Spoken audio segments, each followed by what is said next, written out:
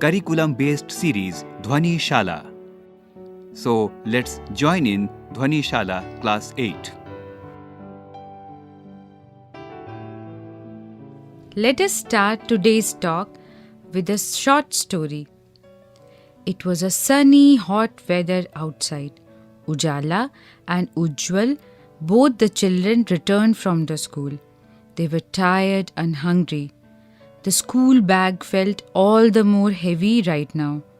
They knocked the door and Amma, their mother, opened the door. They were sweating. Ujala said, "Amma, I'm tired today." Ujjwal said, "And hungry too. What is there for lunch?" Amma smiled. She said, "Go, freshen up and check out yourself." The buttermilk is also kept in the glass on the table. But remember, you have to finish one chapati and rice in any case. "Okay, Ma," uttered both of them. They kept their school bag and water bottle in their room, took out the empty lunch box, kept them in the kitchen for washing, and went to get freshened up. Now try to observe what all things were used in this story: school bag, door, buttermilk, chapati, and rice, etc. They have all been used by Ujala and Ujjwal. So, they have utility. Utility or usability is what makes an object or substance a resource. You must be wondering, how does something becomes a resource? Anything becomes a resource only when they are useful in satisfying the needs of human beings or they have a value. In this case, school bag, door, buttermilk, chapati, etc. are resources. The use or usability or utility of any material gives it a value. All resources have some value. Value means worth. Some resources have economic value, while some do not have. For example, metals may have an economic value, but beautiful landscape may not. But both are important and satisfy human needs. Some resources may not be economically valuable right now, but can become with time. Your grandmother's home remedies have no commercial value today, but if they are patented and sold by a medical firm tomorrow, they could become economically valuable, isn't it? Now the question arises, what does patent mean? It means the exclusive right over any idea or invention. You can try making a list of those resources that are regarded as having no commercial value. I will give you a few hints: medical knowledge, old folk songs, etc. Time and technology are two important factors that can change substances into resources. By technology, I here mean the application of latest knowledge and skill in doing or making things. Both are related to the needs of the people. Technology is the application of latest knowledge and skill in doing or making things. People themselves are the most important resource. It is their ideas, knowledge, inventions, and discoveries that lead to the creation of resources. Each discovery or invention leads to many others. For example, the discovery of fire led to the practice of cooking and other processes, while the invention of wheel ultimately resulted in development of newer modes of transportation. The technology to create hydroelectricity has turned energy in fast flowing water into an important resource.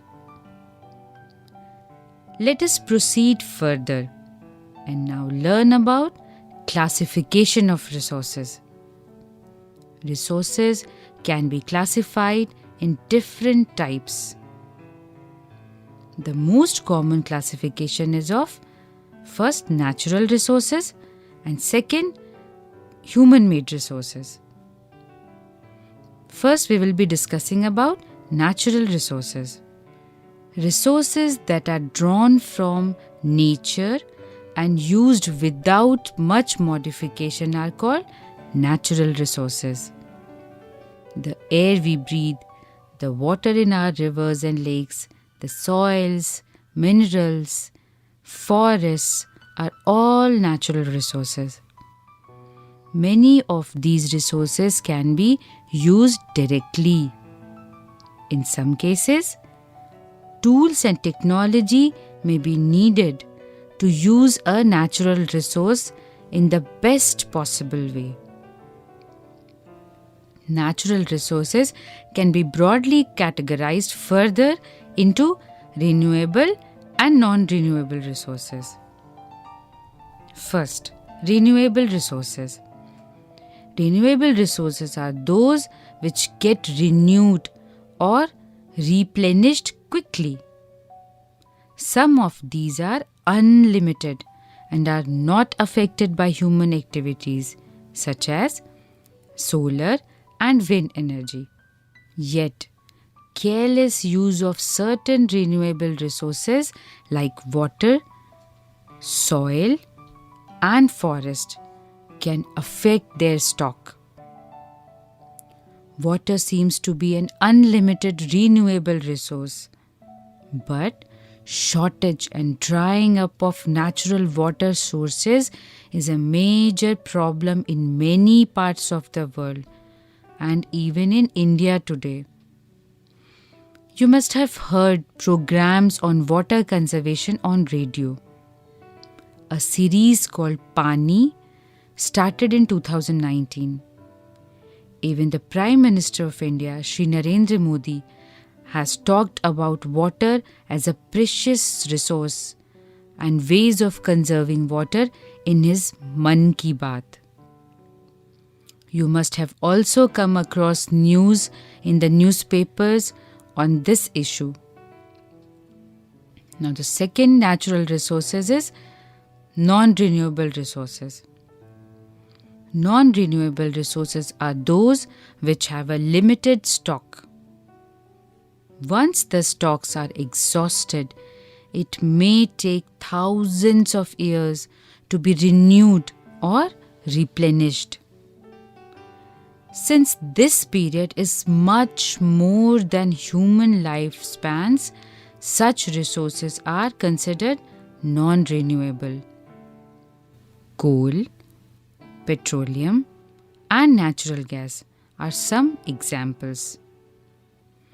The distribution of natural resources depends upon number of physical factors like terrain, climate, and altitude. The distribution of resources is unequal because these factors differ so much over the earth. Now, the second major classification of resources is human-made resources.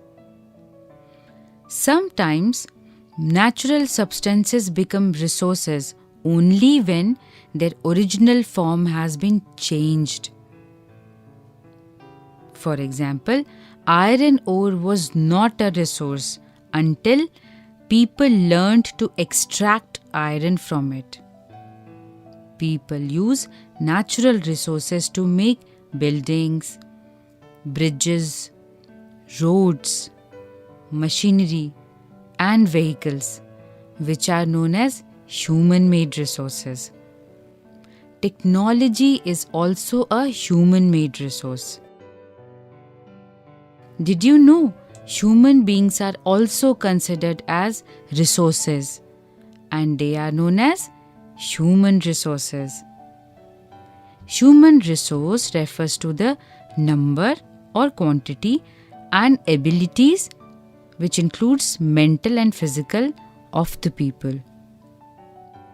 Though there are differing views regarding treatment of humans as a resource, one cannot deny the fact that it is the skills of human that help in transferring the physical material into a valuable resource. People can make the best use of nature to create more resources when they have the knowledge, skill, and the technology to do so. That is why human beings are a special resource. People are human resources. Education and health help in making people a valuable resource. It must be coming into your mind, so I am a resource too? A valuable one? Yes, even you, me, and all of us are resources. Improving the quality of people's skills so that they are able to create more resources is known as human resource development. We talked about resources and how they get used and even exhausted, for example, in case of water. Let us talk about conservation of resources. Using resources carefully and giving them time to get renewed is called resource conservation. Balancing the need to use resources and also conserve them for the future is called sustainable development. Sustainable development means carefully utilizing resources so that besides meeting the requirements of the present, also takes care of future generations. That means sustainable development takes care of the present generation as well as the future generations. There are certain principles of sustainable development. These are respect and care for all forms of life. Second is improve the quality of human life. Third is conserve the earth's vitality and diversity. Fourth is minimize the depletion of natural resources. Next is change personal attitude and principles towards the environment. And last is enable communities to care for their own environment. There are many ways of conserving resources. Each person can contribute by reducing consumption, recycling, and reusing things. Ultimately, it makes a difference because all our lives are linked. The future of our planet and its people is linked with our ability to maintain and preserve the life-supporting system that nature provides. Therefore, it is our duty to ensure that all uses of renewable resources are sustainable. And next, that the diversity of life on the earth is conserved. And also that the damage to natural environmental system is minimized. Now, I will read out few initiatives towards conservation of water. These are community-driven actions and are taken from the web page of South Asia Network on Dams, Rivers and People, or SANDRP. Uttarakhand. In Pithoragarh district, a joint action undertaken in 312 villages have successfully implemented spring shed management project. They adopted catchment area approach by identifying sources of springs, understanding their history, and doing a diagnosis of the issues due to which they are drying up before identifying areas that need to be rejuvenated. So this was the story of Pithoragarh district in Uttarakhand. Another inspiring tale is from Pauri district, where 3 villages in Thalisain Tehsil have been putting in sustained efforts in creating water recharge pits for years, including the plantation and forest protection, ultimately leading to the revival of water sources and Gadganga, a small stream part of East Nayar river basin. Now we will be switching to Sikkim. In Sikkim, the Dhara Vikas group involves villagers in reviving springs and streams that provide drinking water to over 80% of the state's rural households.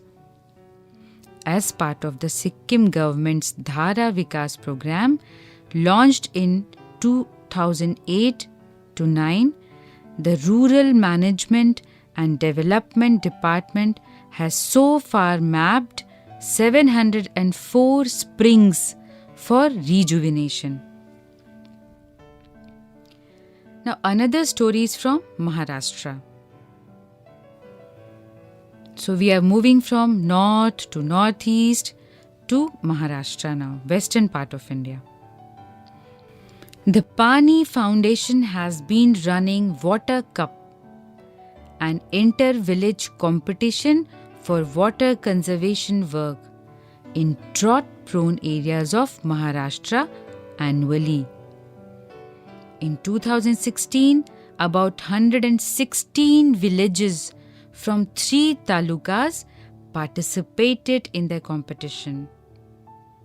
In 2017, over 1,300 villages from 30 talukas took part in the competition, in which no losses out, says Amir Khan.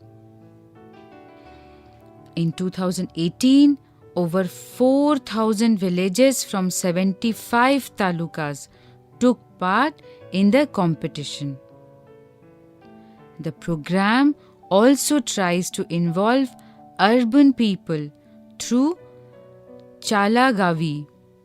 Almost 25,000 people came. And on May 1, 2018, Jal Mitra Maha Shramdan with about 1.3 lakh volunteering. However, if this program is having a sustainable, equitable impact on water security is a question that still remains unanswered for lack of independent assessment. These were some of the success stories and efforts made by the community in conservation of water resource. There are many such individual and community efforts. Access to clean and adequate water sources is a major problem facing the world today. Steps have to be taken to conserve this dwindling resource. Even though water is a renewable resource, its overuse and pollution make it unfit for use. Discharge of untreated or partially treated sewage, agricultural chemicals, and industrial effluents in water bodies are major contaminants. They pollute water with nitrates, metals, and pesticides. Most of these chemicals are non-biodegradable and reach human bodies through water. Water pollution can be controlled by treating these effluents suitably before releasing them in the water bodies. Forest and other vegetation covers slow the surface runoff and replenish groundwater. Water harvesting is another method to save surface runoff. The canals used for irrigating field should be properly lined to minimize losses by water seepage. Sprinklers effectively irrigate the area by checking water losses through seepage and evaporation. Have you seen sprinklers? Try to find out. In dry regions with high rates of evaporation, drip or trickle irrigation is very useful. The valuable water resource can therefore be conserved by adopting these means of irrigation. Similar to water resource, conservation of natural resources like forest and wildlife is also very important. There is a balance in the environment if the relative number of species is not disturbed. Human activities in several parts of the world have disturbed the natural habitats of many species. Due to this indiscriminate killings, several birds and animals have either become extinct or are on the verge of extinction. We will be discussing about each of these resources in greater detail in the next chapter. Conservation of not only one but all the resources is important. Let us recapitulate what we learnt today. Today we learnt about first resources. What are they and how a material can be called a resource? Then we learnt about types of resources. Then conservation of resources. And then we also got to know some of the success stories of conservation of water resources. Now get ready for question and answer session. Are you ready? Let's go. Answer the following questions. First is, why are resources distributed unequally over the earth? Second one is, what is resource conservation? Third is, why are human resources important? And fourth is, what is sustainable development? Now try finding out answers to all these questions. Now, second question is, choose the correct answer from the given options. First one is, which one of the following does not make substance a resource? A. Utility. B. value, and C. quantity? Find out. Second question is, which one of the following is a human-made resource? A. Medicines to treat cancer. B. Spring water. And C. Tropical forests. Yes, it's A. Medicines to treat cancer. This is a human-made resource, while others are natural resources. Now complete the statement. Non-renewable resources are A. Those which have limited stock. B. Made by human beings. And C. Derived from non-living things. Yes, it's A. Those which have limited stock. These are called non-renewable resources. So friends, I hope you must have understood the concept of resource, types of resource, conservation of resource, etc. We will learn about few other resources and few other things in the next chapter.